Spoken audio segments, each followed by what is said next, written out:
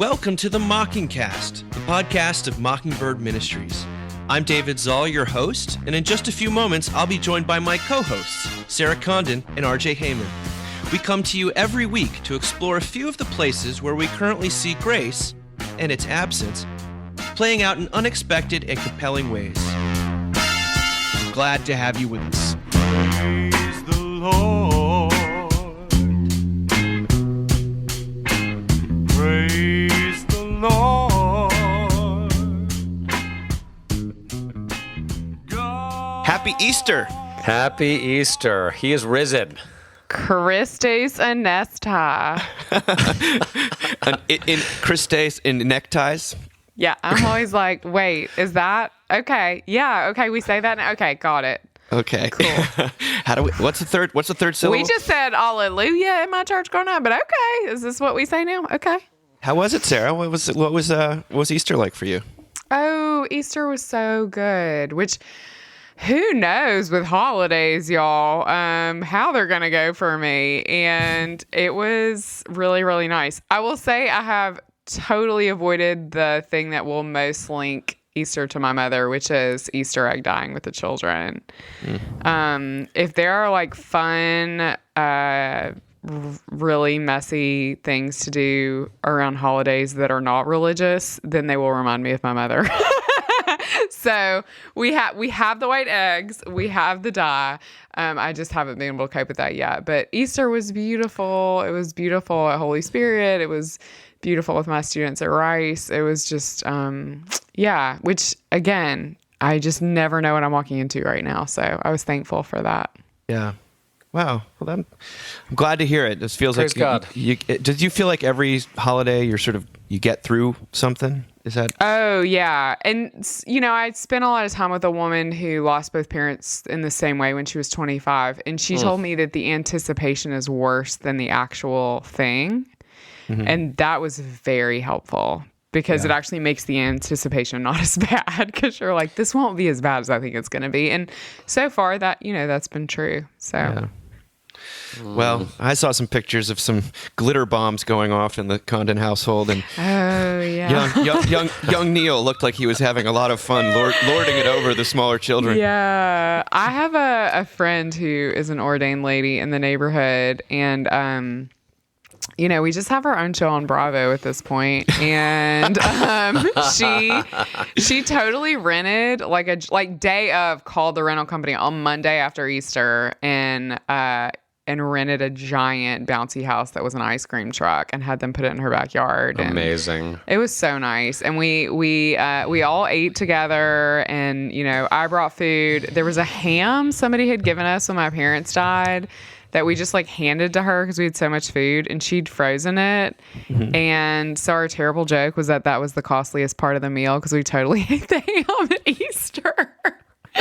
So deep, dark symbolism, but also delicious. So yeah, it was nice. What did you guys do? Well, RJ was covered in the news. RJ was like on local the Easter celebrity this year. What happened there, RJ? I'm getting forwards from people. You were like the Tom Selleck of Easter. Oh my gosh, totally. I grew a mustache and everything. If only I could grow a mustache. Although all the people who saw him on Friends were like, Tom Selleck has a mustache? What? I know. What are you talking about? We had a great Easter, man. We had we added 2 extra tents, one for more people, one for the orchestra that we had. So we had an orchestra because we couldn't sing, So orchestra, handbell choir, tons of people showed up, tons of new people, amazing Easter egg hunt. Yeah, and then the local newspaper showed up, and we were front page Monday, and then the local news station showed up, and we were on the 6 p.m. news right after the Pope. It was Pope Francis, and then it was Trinity. Here's Protestant guy. Yeah, exactly. Although I was wearing my chasuble, my holy poncho, so being rather Catholic. Did you have on a weird hat? I do not do the hats. Okay. Not yet. No hats were worn. But it was a wonderful day. And my youngest brother, Daniel, and his wife and new baby were in town visiting, which was so much fun. So just nice to have. We're at the point like where friends and family come to visit. It's so great. And then they leave and like we just get very sad. We're like, please come back. We're lonely. We miss you. But it was really, really fun. Of course, as I was sharing with you earlier, the one thing is our internet, man.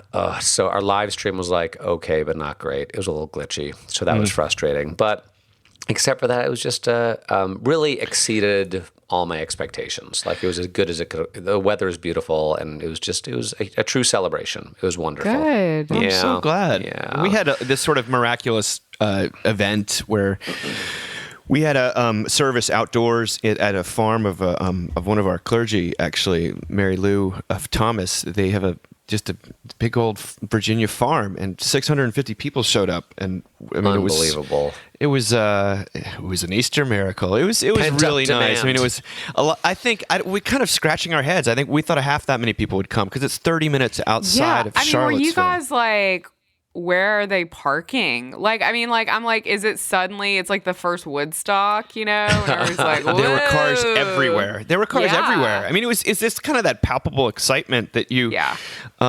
And I had driven back from Washington early in the morning and was a little bit out of it, to be honest with you, because I didn't have much of a role. I was just there to sort of say some prayers. And people just kept on coming and coming and coming and coming. And you felt like you're either in the Field of Dreams. It was like the Field of Dreams. I was going to say, yeah, exactly. It felt like Field of Dreams a little bit. And for us, who haven't really gotten to do like anything for a long time, it felt like a real godsend, to be honest with you. Oh, for sure. Yeah. Well, your Palm Sunday kind of got rained out or something, right? Didn't it? Did you have big Palm Sunday plans? Not kind of. It got completely rained out. It was like a big thunderstorm. So thank God. Praise God. Yeah, it was nice. So I'll take that with it's a shot in the arm, as they say, but not the vaccination kind, which is the first thing we're going to talk about today. I thought we haven't really attempted a humor piece for a little bit, but the New Yorker put this out, and I thought it was very funny. Eli Grober wrote, "Things fully vaccinated people are still not allowed to do." Here at the CDC, we have announced a new set of public health recommendations for people who are fully vaccinated against COVID-19. However, there are a number of things that vaccinated people are still not allowed to do. Please familiarize yourself with this list. Number one, reply all. Once you are fully vaccinated, you are still not allowed to reply all to an email that was clearly not meant to solicit such a reply. Similarly, getting the vaccine does not give you the green light to CC 200 people on an email. Next, you are not allowed to stay unmuted during group Zooms.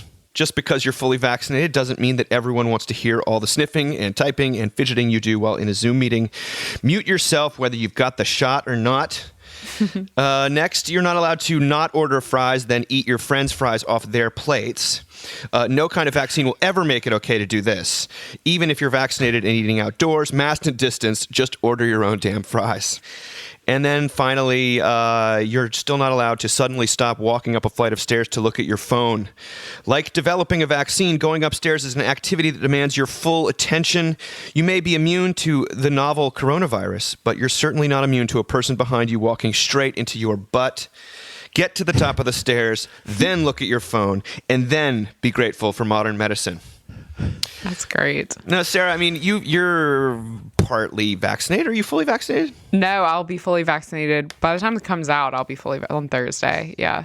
Are you feeling entitled to just do whatever you please? Or is that, you've spoken in past podcasts that some of your compunction about caring about all the little things has gone away since December. What? Yeah, that's interesting. Yeah, I don't know. I mean, it's funny. I had to go to the doctor today because my throat, I'm just convinced I have cancer. Let's be real. And it's like a little swollen, but no. I mean, anyway, you don't need all my symptoms, but I was like, I have cancer. And I went to the doctor today, and I'd never seen this doctor before. And it was this lovely Texas lady who spoke Spanglish.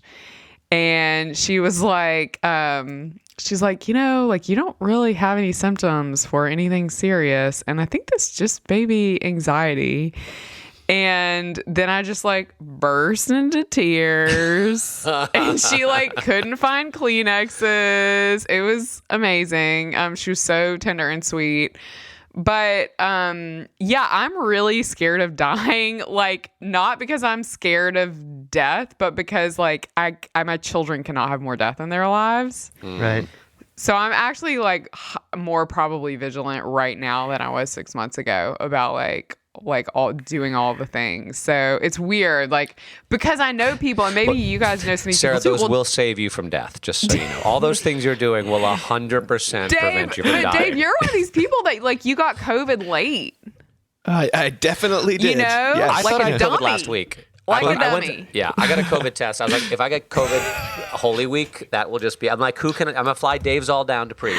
Oh my gosh. I mean, I feel like I there's like a twofold thing where it's like, A, like I don't want everyone to think I'm a moron. Sorry, Dave. And then B, like I don't want to like cause my children more grief. So yeah, Sure. I'm definitely like wearing the mask and doing all the things. And I feel no freedom. Like I'm like, I guess we're just gonna wear masks forever. Like I'm just like, I feel no freedom to like do otherwise. I'm hoping that goes away though. Like, And you get a little more careless. I mean, I miss restaurants so much. Yeah. Oh yeah. You know, like indoor restaurant, nice glass of wine, my husband, like, oh my gosh. Like you know, and I know the restaurants miss my money. So it's like that there are things that like I really hope to do. Yeah. I don't know. Well, Anne Helen Peterson, you know, who wrote that book, Can't Even, she put out a newsletter this week just saying that like, I'm ready, but I'm not ready. Yeah. And I think it captures what a lot of people feel, and that like you cannot wait for the party or the wedding or the, you know, going to restaurants, and then you get right up to it and you're like, but I'll go in a few more weeks. You know, there's as in all things, the, you know, other things are driving the train than facts. Yeah. You know, facts Yes. are very much secondary in this The situation. fear of Yes. missing out is not quite as strong as the fear. It's just Yeah. the fear of dying. It's just the fear. Yeah. Yeah. RJ, what about you? What do you think this list was funny? Is there anything that should be on it? The one that skewered me, which you didn't read, which is still apparently not okay, is playing devil's advocate, because I just feel that in myself, especially if I'm talking to someone who's just like really, really on some bandwagon. I want to be like, but on the other hand, you know, and I just have to like stop myself and just like just nod. It's never Yeah. okay to play devil's advocate. You're RJ, just I never contentious. thought about like that is like a very strong tendency you have. Oh, totally. No, it's not. Yeah. I mean, like, when I worked with you, I would come in and be like, can you believe this? You're like, well, I can, because, like, I think you have such a deep sense of people's fallenness that you're, like, that, it's funny. Like, Well, I think the good thing is it does flow a little bit from compassion, like Yeah. knowing that, like, as Oh, for strongly as I sure. feel about something, or as right as I think I might be, there's always another point of view, or I'm probably wrong. Right. But then part of it is just also arrogance. Let's be Oh, honest. okay. And like, Okay. and like the, Okay. and I like like the, that cocktail, you know, RJ. like the need to be, you know, the need to be right, or have like an alternate opinion, or sort of, you know, Yes. stake my claim to, Well, I mean, some insight. What would Jamie say if we asked her about your devil's advocacy? Is she thrilled with it? I mean, has she made peace with it? We kind of do it to each other. Like, we both sometimes are like, actually, I didn't want your opinion. I just wanted you to nod and listen and agree with me. And then Yes. maybe, like, you know, scratch my head and tell me you love me. That's all I really wanted. So, yeah, we probably both. I'm sure she would agree. I wasn't asking you so you could fix this. Yeah, big. we're both pretty contrarian, though. Yeah. I think actually at the end of the day, Jamie, I'm going to give you some pushback on that. yeah, exactly. I feel like you're looking for feedback. But have you considered this? You know, have you considered? Yeah. I tell you what you can do with your pushback. Yeah, not to be a total, you know what, but you know. You What's might funny, wanna I was rethink talking that. to someone the other day who was like just got so convinced that to love other people is to tell them the truth all the time, and you just want to say, I was like, please don't love me that way. Like, Please do not. because I do not interpret it that way. No. Maybe other And people as do, if and maybe you know it the is. truth, bro. As if you have any idea what's actually true. Yes. Nobody knows what's true. Come on. Yes. And Well- what is imputation if not the greatest lie we've ever been given? Yes, there you go. You know what I mean? I'll take it. Imputation is a lie. A legal fiction. Speaking of actual legal nonfictions, one of us signed a contract to buy a house. Okay. Am I allowed to say this, Sarah? Is this not? So we actually had to pull back. You and I have not talked about this yet. I know. I had such a good segue. Disappointed. We did. I know it's a good segue, but we had to pull back. We're looking at a different house. It'll be fun, but yes, we did. But why don't you give us the context for this next article? Is that Sarah has been, lots of people know this, but some people don't. But when you're in full-time ministry, you often live in houses that are owned by churches. Called in our denomination, they're called rectories. Right. They're parsonages, that sort of things, and manses, as my Baptist grandmother called them. Manses, yeah. Yes. Someone said that to Do me y'all one time. live in a What's a manse? manse? Yeah. So you want to sort of glebe. it's common to want to build some equity and have a place of your own. Yeah. And it sounds like you guys are pursuing that option wholeheartedly. I hope I'm not speaking out of turn, but No, we definitely are. And I mean, part of it for us is also like when I lost my parents, I lost Mississippi. And it's a place, for all its many problems, I dearly love. And so, yeah, Imputation. Imputation. And, I've been very open. I really did learn more about the sin and redemption of Jesus Christ in the classrooms of the Southern Studies Department at Ole Miss than I ever did at seminary. And so, yeah, we're looking at houses in Oxford, which has been exciting, but also because we've literally never owned anything before. Because we've always lived in church housing. It's that's exciting too. So, and I have family there. Just feels like a God thing. So yeah. Well, I know that there was a Saturday Night Live thing recently, about people who oh my gosh, in middle I think age, of this all the time right now. Yes, instead of looking at porn, we look at Zillow. They look at Zillow. It's people instead of Totally. I know something really exciting we can do tonight. Trulia. Look at Zillow or I watch have all these apps. Watch House Hunters. And this next article is actually by Nora Kaplan-Bricker in The Point, and it's titled House Hunters. And she sort of weaves in all this commentary about a murder mystery writer named Tana French that I haven't read, but it sounds fascinating. But most of it's also about home ownership and that particular journey for people. She writes, "For people like me who came of age around 2008, the promise of the property ladder lay in pieces. So the story went because we understood that we would never reach even the lowest rung or would fall into bottomless debt if we did. I try not to trust too much of what I read in the style section of the New York Times, but I will admit that stories about millennials as eternal renters formed my understanding of my own future, in which, for a long time, I never expected to own anything of more value than a laptop or bicycle. In the past year, the pandemic has rewritten the trend around my generation. Homeownerships have risen to their highest level since 2008, driven mostly by buyers in their 30s and early 40s. Maybe global instability inspired people to exert control over the personal sphere, imparting a sense of urgency strong enough to overcome the story that we've been told about ourselves.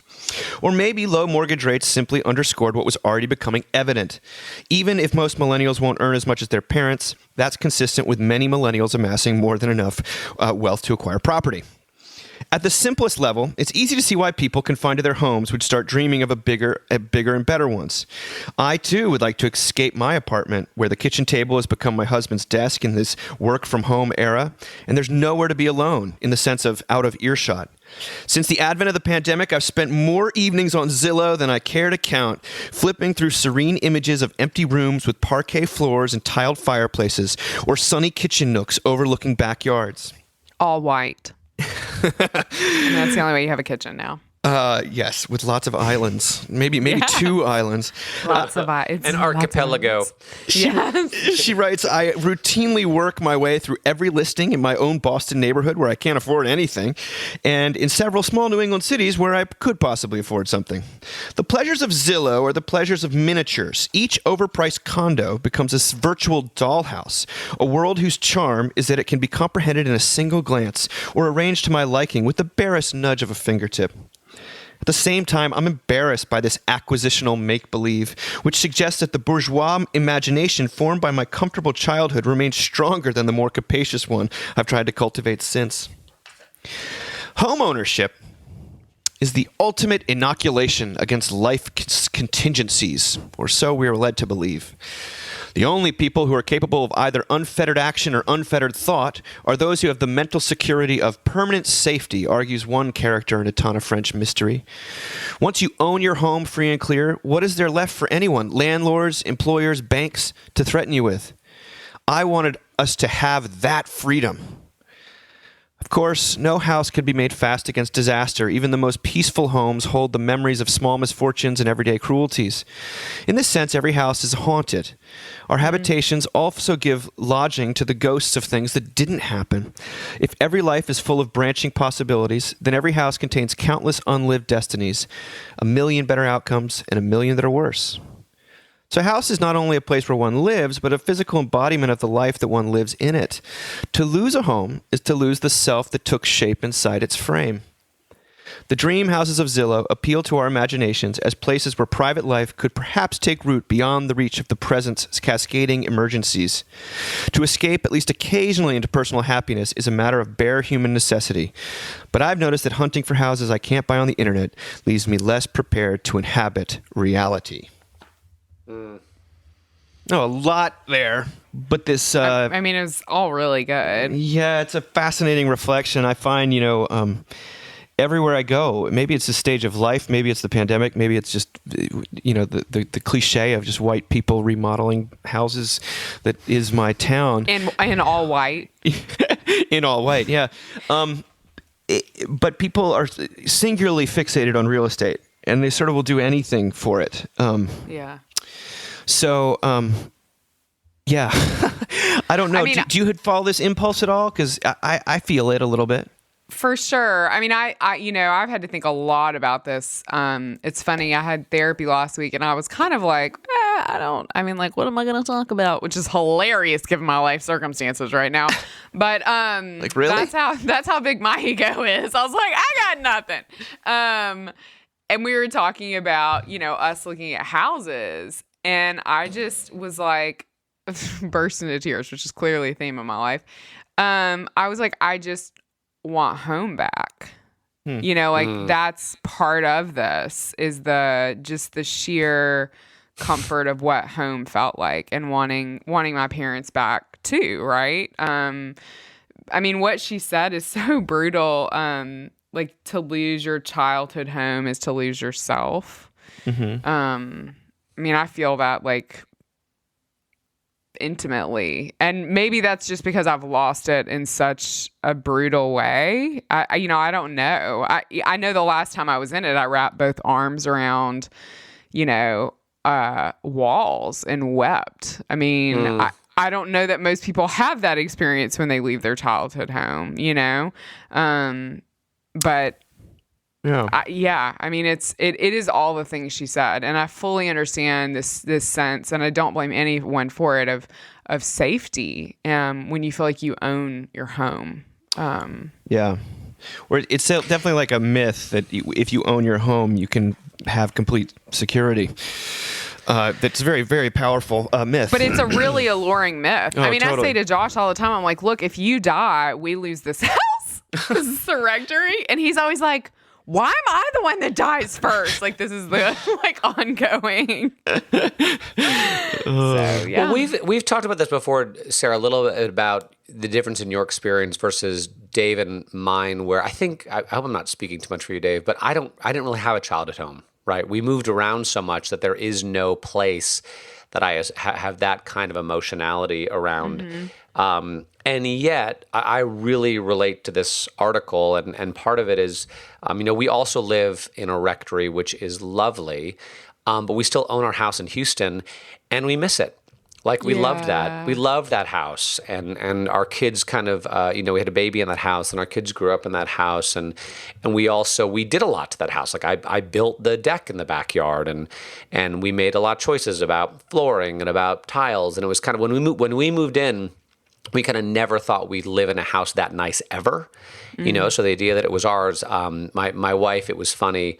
She leaned up against the kitchen island, because it has an island, and she slapped her hands on it. She's like, well, honey, I think we're ready to have kids now. You know, and of course the joke was is that we had like a 12-year-old and a 10-year-old already. You know, so I feel that I was, you know, as she was talking about interest rates and the current situation, what I was feeling more was how do I say this right? Every opportunity you have, like around something like a house or like, I don't know, the stock market or whatever, every opportunity ends up feeling like a law. It feels like a burden, you know, because here, and part of that is where we are right now too, because everyone's moving to South Florida. And like our hope is to at some point sell our place in Houston and buy something here.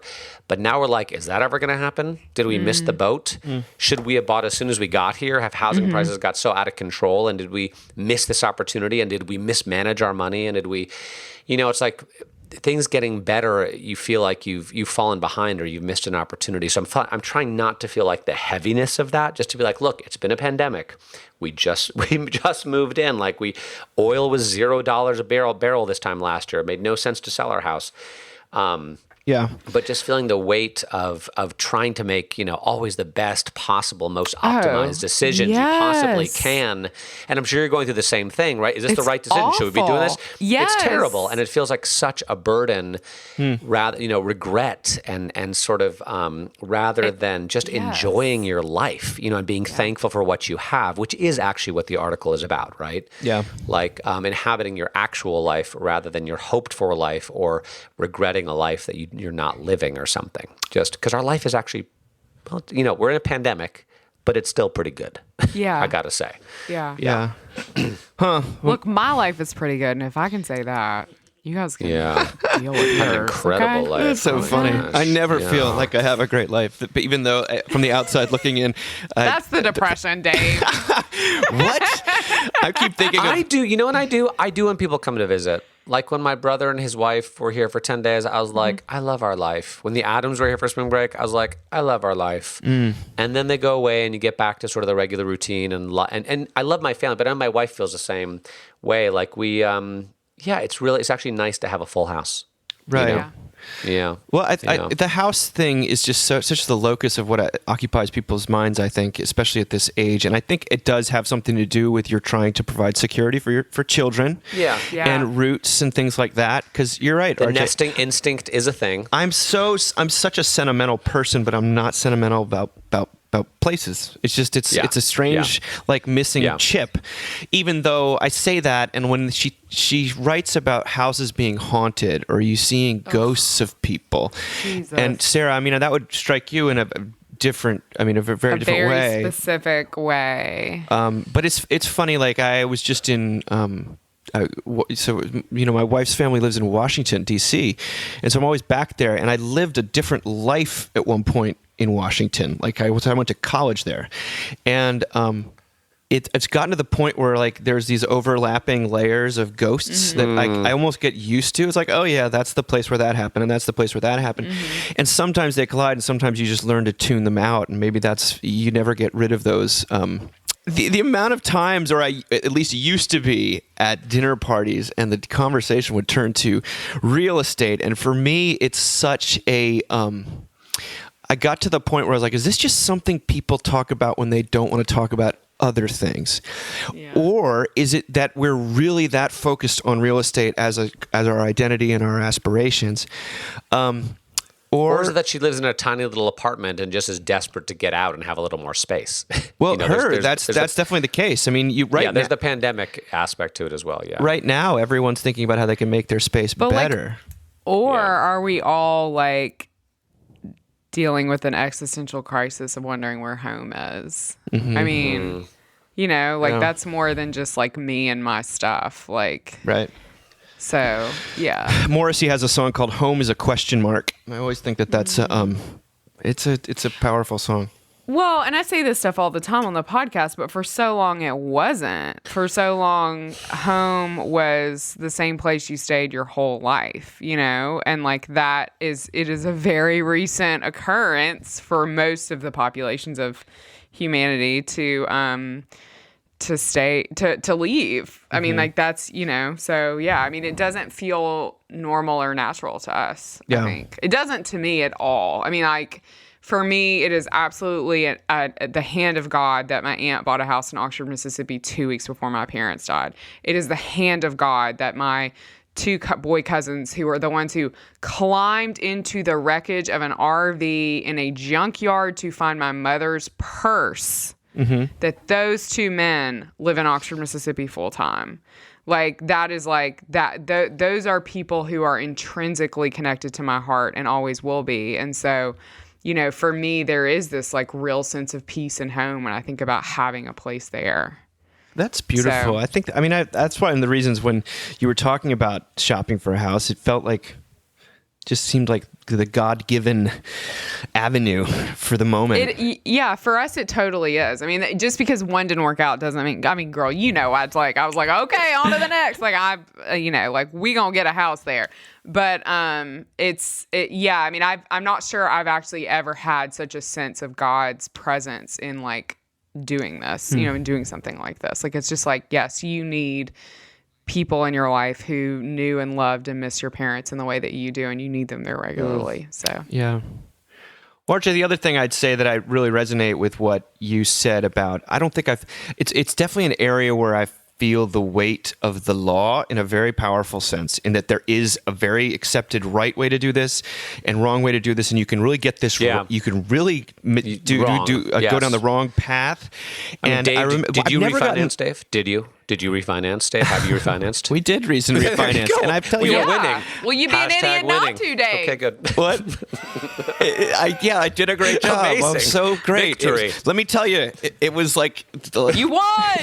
I had no idea what I was doing the entire time. I was just doing what people had told me to do. It'll turn out I guess that this it is was what a I do now. huge mistake. I just want to say it'll just turn out. It was a massive mistake. Well, how do you, when you see a mortgage and like what you owe on something like that, how do you feel any relief about that? I find to myself that's like a prison wall. It's nuts. You know, it's like, it is. Here's something that you can make sure you'll never do anything interesting ever again.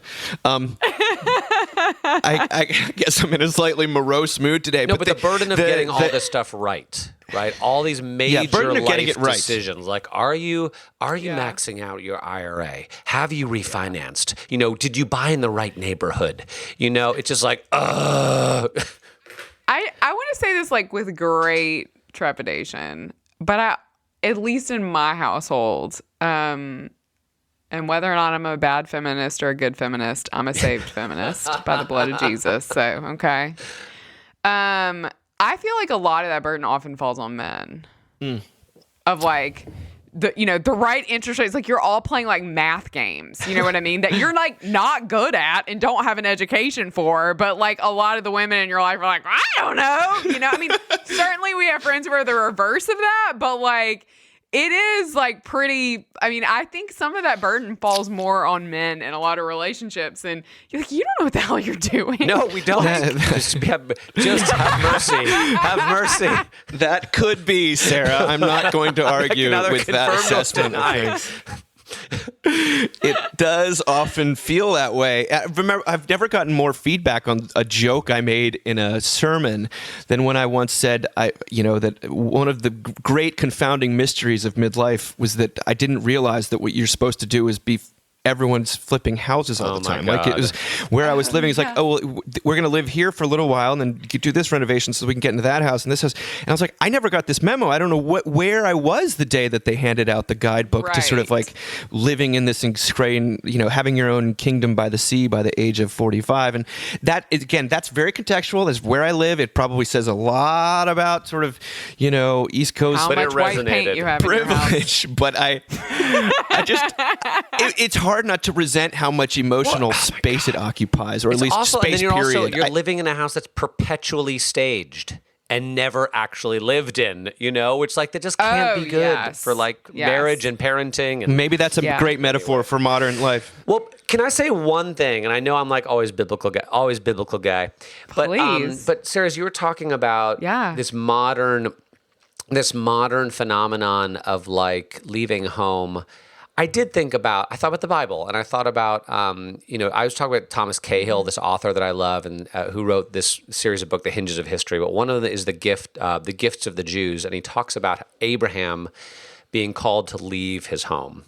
And that was like this new how history was circular up to that point and repeating. But when God calls Abraham, suddenly history becomes directional.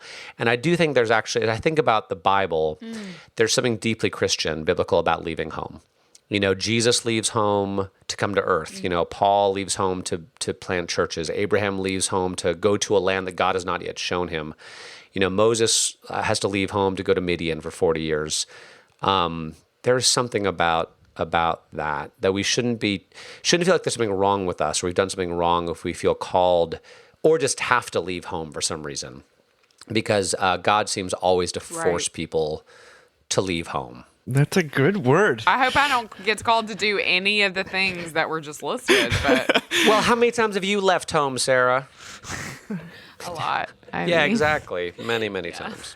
Many times. Well, we're going to talk slightly about something a little related, and that was the recalibration of ambition, or ambition as a driver of anxiety. That this can take the house hunting form, but I think it's a more general phenomenon. And there's a fascinating article that appeared in Elle magazine by Lottie Jeps. She's an English writer, and she loses a high-profile job in marketing right at the beginning of the pandemic, and she writes about this long piece about how she's come to appreciate an existence on the other side of performancism. Really, and they even use that word. They're seeking a less performative life, a less staged existence, RJ. And she's finding more and more peers who feel similarly, sort of people who are in praise of mediocrity. So she couches what she's learned in terms of the urging she'd absorbed during childhood, that the only life worth living is an extraordinary one. In her view, the pandemic has schooled many of us in the pitfalls of that kind of ambition. Here's what she writes. She says, "It turned out that the unexceptional life I'd been running away from wasn't so tragic after all. I felt happier and freer than I had in a long time after losing that job. Yes, it was an ongoing battle with my inner monologue. I wasn't failing. I wasn't betraying feminism. But to my surprise, I didn't burn with envy when I saw peers getting jobs I would normally have gone for. And with that came a rush of relief. By pressing pause on my relentless ambition, I realized that I didn't need to win anymore. I just wanted to enjoy the game." And then she talks to a 35-year-old ex-magazine editor who laughs at herself, saying, "I find myself having to constantly fight the urge to create another narrative around this less exciting existence. To announce on social media, this is the new me, just to show people that I've made the, quote, right decision. But actually, when you give up trying to prove to the world how great what you do is, you stop boxing yourself into your own life choices. You have more freedom to give things a go and discover what you actually enjoy." Her take on it reminds me of something the journalist turned philosopher Oliver Berkman writes, our friend Oliver. "The conscious or subconscious belief that what you do is incredibly consequential has the effect of making the stakes too high to enjoy life.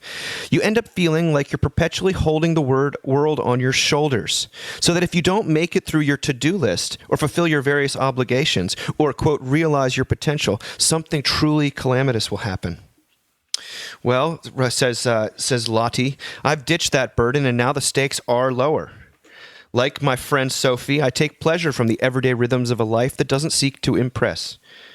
But we are well into our 30s. That's a long time to have spent reaching for the stars before relaxing into more earthly expectations. But besides, if this year has taught us anything, it's that success can be fleeting. Our expectation of what extraordinary looks like are altering. Never before has the work of nurses, carers, and cleaners been held in such stark relief to the, quote, influencers escaping to party in Dubai. Maybe the illusion of self-importance is finally being exposed. And of course, it's not that we actually want to be Beyonce or Elon Musk, but we feel we have to be the Beyonce of our own lives, the peak version of ourselves. She closes by saying that she believes that we may be on the vanguard of a backlash to our hyper-performative, endlessly on 110% culture, and many of us are starting to aspire to something shudderingly average instead. You know what they call the place where they make really average stuff? The Satisfactory. Oh, okay. There it comes. Where's that in the Bible, A comedy RJ? moment and a Bible moment. Okay. My son was reading bad jokes I think at Easter lunch. Actually, we were talking about puns. I was like, that one works. So you did not find this to be a hopeful word, Sarah? Giving up on an extraordinary life in honor? Well, I mean, I think overly that's hopeful. optimistic. I don't think that that's gonna happen. I don't. Her prediction at the end. Sounds like she and her friend have a cool club, and maybe she started going to AA, and that's cool. But like, I don't. You know what I mean? Like, that will always be the fringe. Yep. I mean, that there is that like. She felt the need to write about it. Yeah. She did. For a major publication, right? Broadcast her newfound mediocrity. Like, okay, Elle magazine. Yeah, no, it's like I'm a simple farmer now. Yeah, no, I mean, I don't know that people. She's launching her influencer brand next week. And this is my why bland you is should called. buy my Find me on bland. Instagram. Yes. I just don't know that people are going to get on board with that. I mean, I don't know. Like, I on the one hand, I will say as I was hearing it, I promise I won't always talk about my dead parents, but it hasn't even been 6 months. I did hear it and think, well, I've already had an extraordinary thing happen in my life that has made me really value the normal and want no more extraordinary things to happen in my life, be they good or bad. I just want a normal life. Yeah.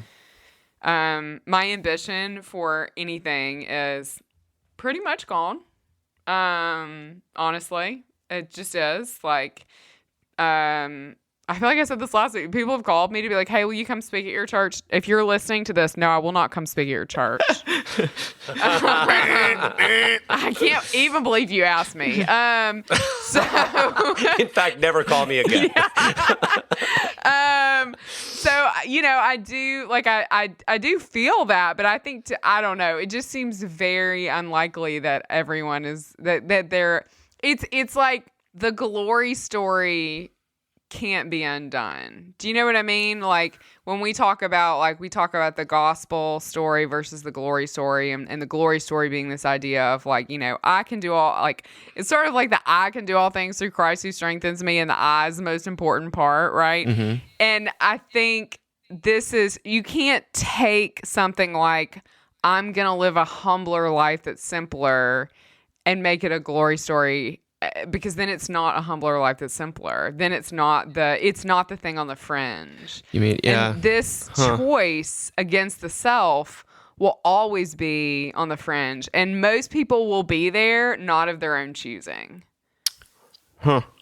I mean, yeah. I don't want to be there. I wish I was still ambitious AF, you know? Like, I wish... Do you? Yes. It was a kid. Are you kidding me? When I had 2 alive parents who every time I talked to them on the phone, they told me I was like the most incredible person in the world, and when was I going to run for bishop? Yes. That was fun. You know what I mean? When are you going to run for bishop, Sarah? You had good parents. But this is hard, you know? Is it beautiful in some ways that my previous life is not? Yes. Oh my gosh. Like, yes. But I don't know. I mean, it came at a great cost. So. Yeah, you're not there by choice. No. I said to my husband the other day, I don't like this trade. When we were talking about buying a house, I said, and I was crying. I don't like this trade. And he said, oh, sweetheart, this is not a trade. We did not get to choose this. So, yeah. The article reminded me of something that the late Bishop Ed Salmon said, which was that that basically to love is to be anxious, right? That love is anxiety producing, and he said this to our friend of ours, Alex Large. You know, you don't get anxious about your relationship with the cashier at the grocery store because you don't have a relationship with them. But if you love someone or something, then you're always going to be anxious about it. That's what it produces. So, and I'd say that in the context of like my own ambition, right? Like here I am at this church, and I do want to kind of build something and grow something. And is it out of my own selfish conceit, my ego? I mean, I'm sure there's a little bit of that in there, but I also I do kind of feel like it's because I love this place, and I love these people, and I love this message. And I think, I think Paul was he? Yeah, Paul was ambitious. I don't know. He definitely got anxious about things. Ambitious is the wrong word. I think it's the wrong It's not the right RJ, word. because you have deep, deep love. I mean, I've seen you with people you love. But that's You what have I'm deep saying. love That's for what I'm these saying. people. Like, Yeah. I actually don't feel like I'm that ambitious. Yeah. Like, I don't need to have the biggest church in the world or to be a Right. bishop or whatever. But I want what I'm doing to go well. And part of that is because I want people to think well of me and I want to feel good about myself. But part of that is also I do as hard and stressful as it is sometimes, I do love what I do. And I know you guys do too. You love what you do. Yeah. And you love Jesus and you love this message and you want more people to hear it. And you love to see it when it connects with someone It's and the amazing. freedom and peace that it brings.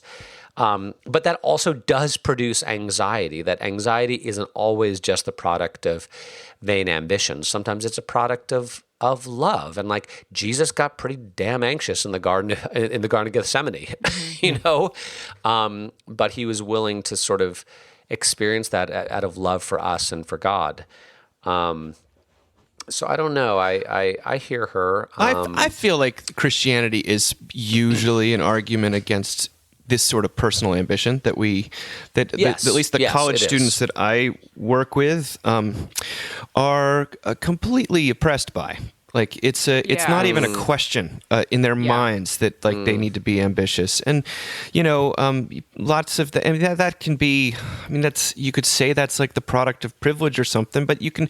How many times have I seen kids who feel like they have no option but to go to college and to go to graduate school, even though in their heart of hearts they're not really cut out for it and they should be doing something else. But it's not even, there's no cultural permission whatsoever to quote unquote settle. I always think of that Onion article as like hopeless loser from high school still living in hometown with happily married with 3 children and and working for dad's company, and like how dare they not move to New York. All his friends are like, oh, what's wrong with him? I always think about that. I mean, they said from their studio in LA. I heard a woman interviewed actually today about, because I work with college students, I'm always sort of absorbing this stuff about young people and how amazing it is now. Adulthood they should all think of adulthood as amazing because there's no longer the set out trajectory where you live in your parents' house, you live at college, you meet someone, you get married, you have children, you work. Now you can do anything. Hooray. It's so great.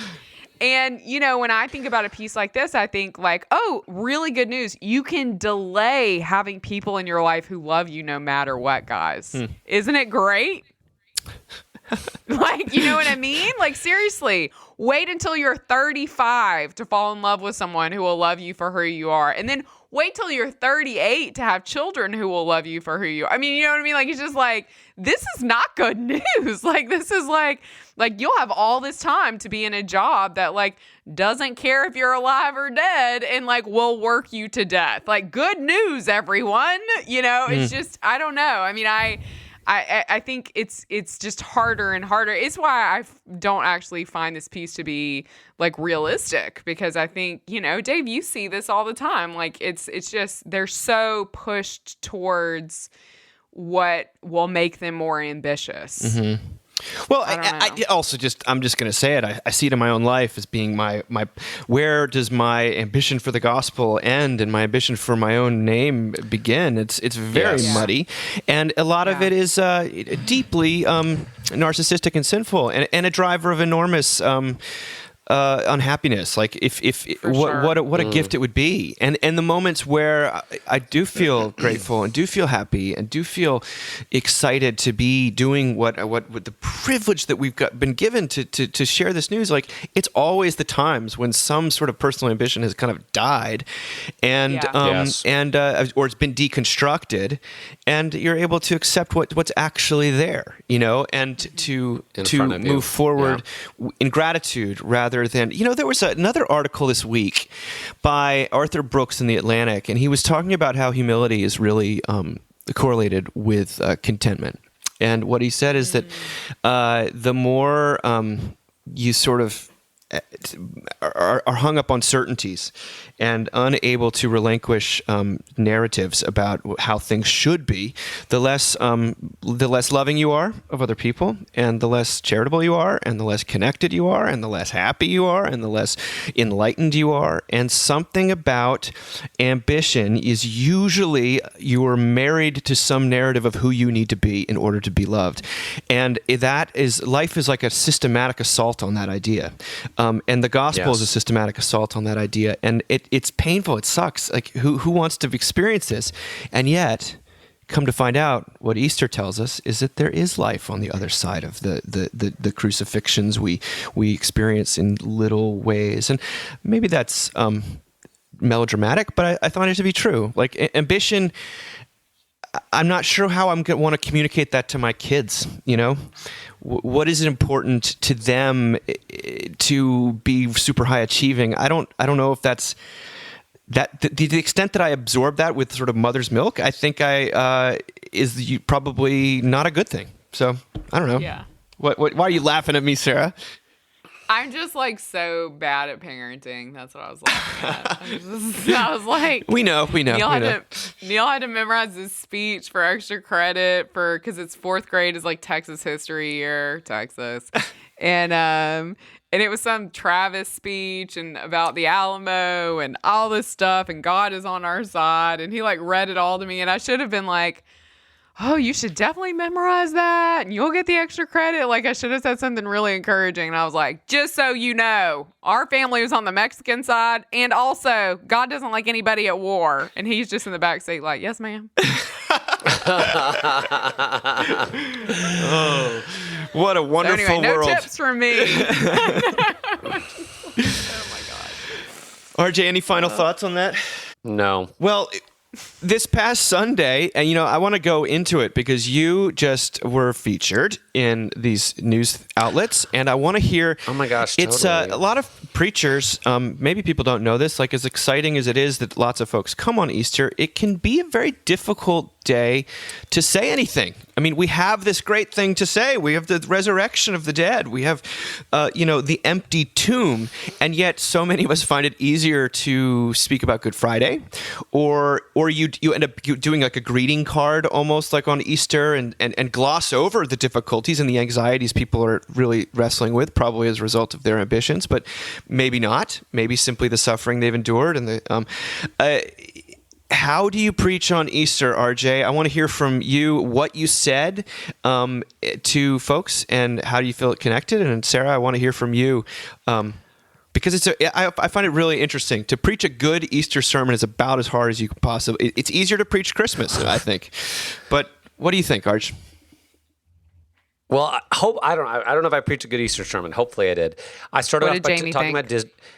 She thought it was good. Okay, good. She thought Well, it was it was a good good. Easter I don't think she'd sermon. think I knocked it out of the park, but I think she thought it was good. And she usually tells me when she's like, that was weak. And she did not say that. Good. Started by talking about Disney movies, Oh, of God. course. Nice. Tangled? No, but I did. I talked about how many movies prominently feature a resurrection. Oh, You know, and actually so many Disney movies, from Frozen to Tangled to Pinocchio to Sleeping Beauty, they're all stories of people coming back from the dead. And then I talked about that being true in superhero movies and fantasy movies. And I just talked about how we really long for that to be true, for this not to be all there is, for this not to be the end. There's something hardwired in us to hope that, to want that. And then I said that I think Jesus is the best and maybe only evidence we have that it might actually be true. And I talked about that a little bit. And then I talked about just what an incredibly hard year this has been.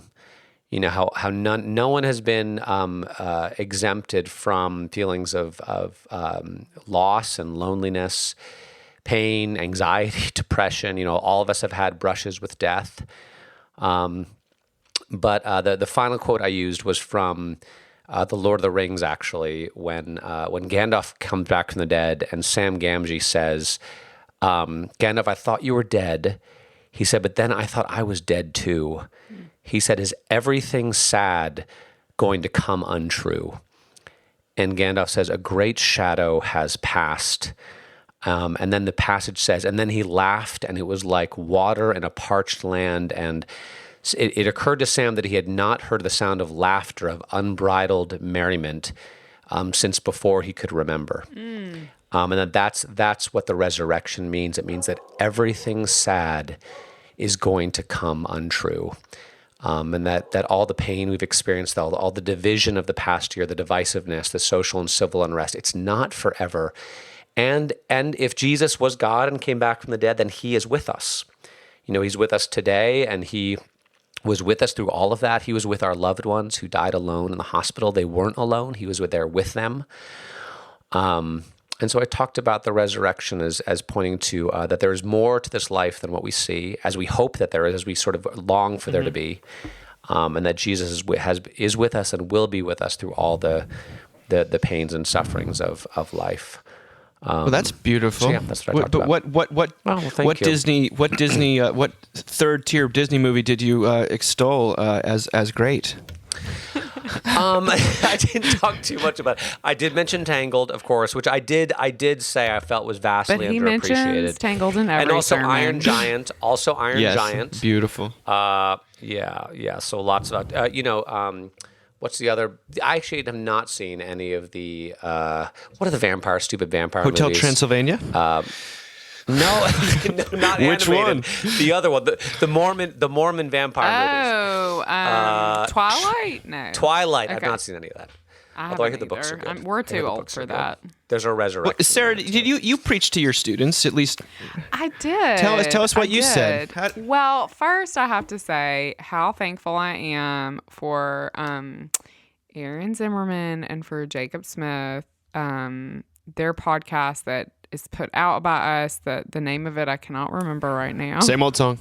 Same old song. I wanted to say Well of Sound, Dave. Oh, yes. Well, listen to that one too. But then, Listen to that Plug one too. away. But it won't help you with your preaching, but it might. But Same Old Song it was honestly, guys, so helpful for me before this great tragedy in my life. But it is hard to write sermons when you're sad. And it has been incredibly, it's just been the only way I've been able to preach anything, is listening to them. So, I started with a story that I love that, I think I told when RJ and I were on staff together when I preached there. But in Jackson, there's this big fancy church called St. James. And it was not where I grew up going to church because it was too high cotton for us. But they had a preacher like 30 years ago who got in the pulpit on Easter Sunday. So like ladies are in hats, gentlemen are in seersucker. They're expecting a 25-minute sermon. Rector gets into the pulpit, takes a sip of water, clears his throat, leans in the mic and says, "It's all true," and then sits down. And I love that. So I told them that story and was like, obviously I'm not going to do that, cause it would be weird, at a college service, but then went on and, a lot of the stuff I got from Same Old Songs. I just don't know how I would do preaching without them. But they talked about like how people's pain is real. And so I was able to say to my students, like, it's all true. And also, just because we know how beloved we are by Jesus doesn't mean that we live lives without problems. Like, those problems are true too. Mental illness is true. My sadness is true. Like, these are true things. And, one thing I love that the guy said was that resurrection changes nothing in so many ways, because like we still have issues, we still have problems, but on the other hand, it changes everything because Jesus knows those problems, because Jesus bears those problems and died for those problems and loves us through them. And so anyway, it was a great sermon that Jacob Smith and Aaron Zimmerman and I wrote together. I was glad to preach it. That's beautiful. That's wonderful, Sarah. I think I keep thinking of that Buechner quote that people have passed around on social media every Easter, but like the Easter means that the bad thing is never the last thing. Yeah. And I know, which means like such different things to me now. Like I just feel statements like that in such a deeper, more beautiful, more painful way. I saw that passed around and I was so thankful for it. Yeah. I was going to read a little bit of what one of my favorite Easter sermons is, something that Paul Walker preached here in Charlottesville, and it was right before I got here actually. And he says that only God can write Act 5. Can write Act 5. He said, "We all know there are plenty of snakes slithering through Acts 1 to 4 of our lives. If your life is like mine, there are plenty of unresolved plot lines, unfortunate alliances, broken promises, premeditated betrayals, mixed motives, and loves lost that defy any hope of a happy ending. It may even seem to you that the author of your life is intent on writing a tragedy, resolved only by death at the final curtain.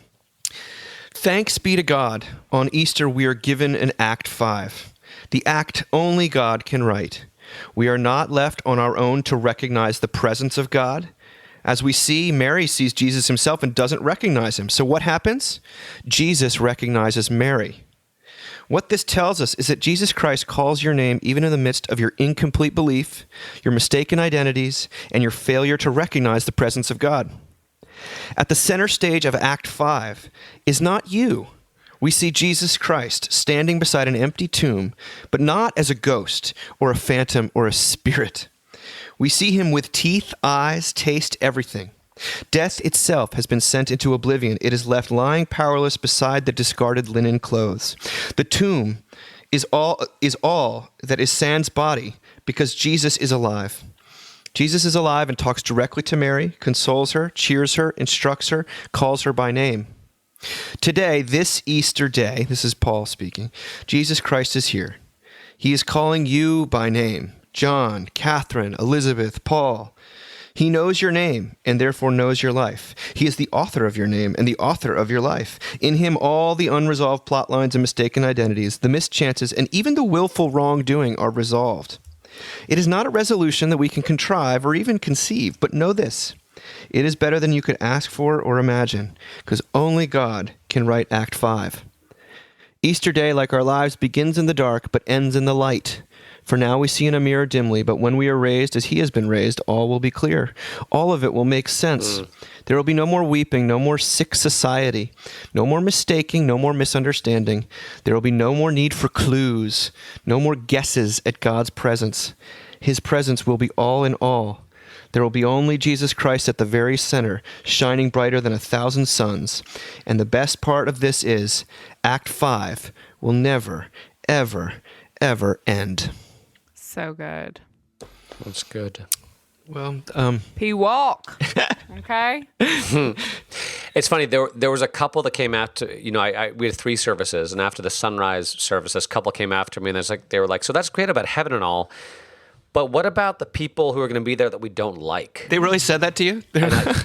They really did. You must have really heard what I was saying. I said, that's so funny. I said, here's what the Bible says about heaven. What's so great is that we're going to be different, and we're not going to be the jealous, sinful, angry. We'll be the same people, but we'll be able to engage fully in relationships with each other, with ourselves, with God in a way that we couldn't before. And they'd never heard that. And so I mentioned that in my 10 o'clock sermon, and people loved that. They're like, I'll like in heaven, I'll like the people I don't like now. Yeah. I'm like, yeah, and the people that don't like you are going to like you too. And they'd never heard that before. Yeah. That heaven was going to be this totally redeemed existence, which is kind of, that in Act 5, it'll all be resolved. Every tear will be wiped away. Well, you said at one time, RJ, that like so much of the sin we experience and the dysfunction and the, the relational breakdown is so much a result of us acting out our own fears and things that we're afraid we're going to lose or going to be taken away from us or we'll never receive. And what would you be like if you really, if without that fear? Like, what would it be like if you weren't scared anymore? That's what Mary Carr says. What would you write if you weren't afraid? That's what I have to keep telling myself. What would I write if I wasn't afraid of how it, this person, that person? Yes. And, the truth is, this is why I think Christian community or whatever have you, like when people feel that loved, they become more likable, and they become a little easier to take, and like annoying people become a little less annoying, not because you find them less annoying, but because when some of the fears are silenced just a little bit, you find you actually like people that you didn't think you could like, and maybe you entertain the fact that they might find you that likable too. I mean, you've said that to me before about heaven and about sort of what will melt away in the twinkling of an eye. And I think a lot of it's the stuff, the ego fear structures that make us so hard to love, make us so intent on Creates so much self-justification, that make us, duplicitous and all these things. I don't know. What Sarah, what do you think about all that? I think that stuff's really hard for me to talk about right now. Yeah. Yeah. Yeah, of course. Yeah. Just is. So I'm glad for RJ's words. I'm glad for your words. I'm it's a funny thing because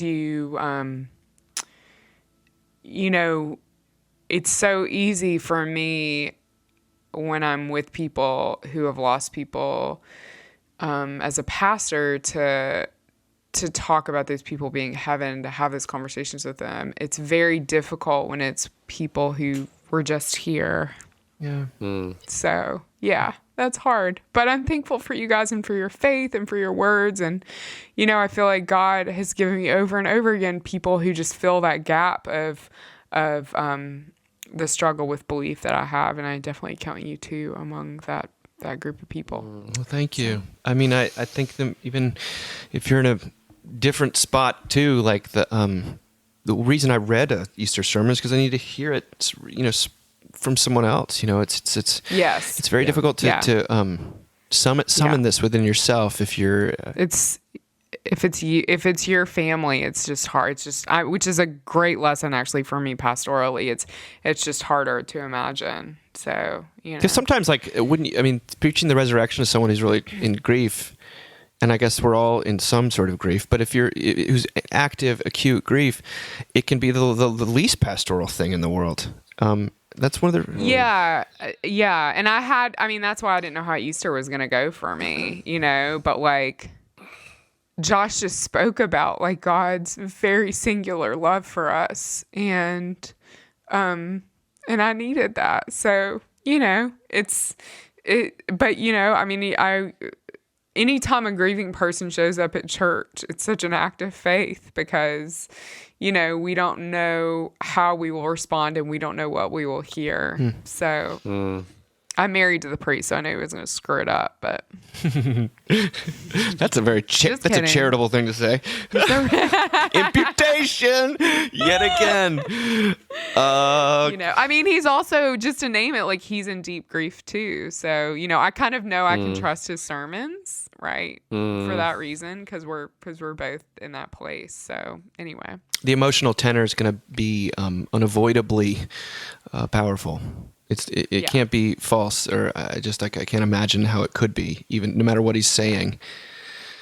Well, RJ, Mr. Easter 2021, crowned King of Easter. The King of Easter. Ridiculous. That's RJ, absurd. King is Jesus. RJ's the prince. RJ has trampled down media indifference to. Well, I enjoyed it for a couple days, but today I'm back to being myself, unfortunately. Well, why don't you give us... Today there's emails to answer and laundry to fold. Yes, there is. Forever and ever, amen. Rutger, what's next then?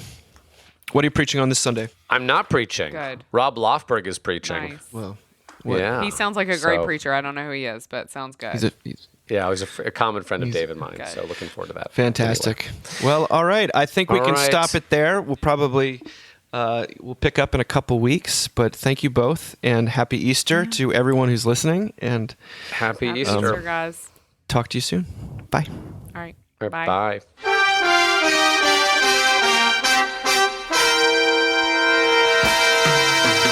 Thank you for listening. Remember, you can find us on the web at www.mbird.com.